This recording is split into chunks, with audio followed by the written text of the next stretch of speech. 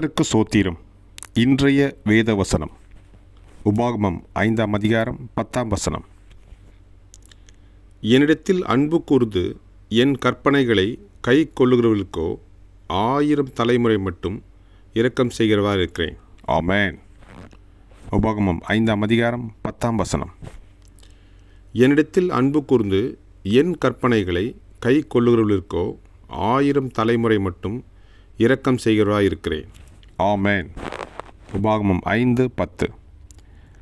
கர்த்தர் உங்களை ஆசீர்வதிப்பாராக, உங்களோடு கூட இருப்பாராக. ஆமென்.